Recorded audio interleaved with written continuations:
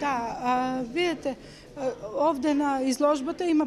представено околу 100 фотографии што се соберени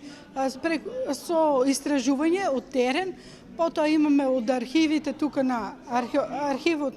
на историското оделение, на етнолошкото оделение и од приватни лица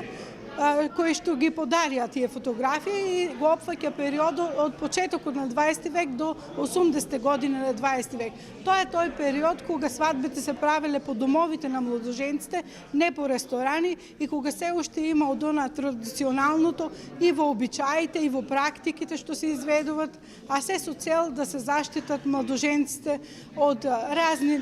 појави, да бидат среќни, да бидат долговечни, да живеат сложно, да се многодетни и сите тие обичаи и практики се изведувале со таа цел.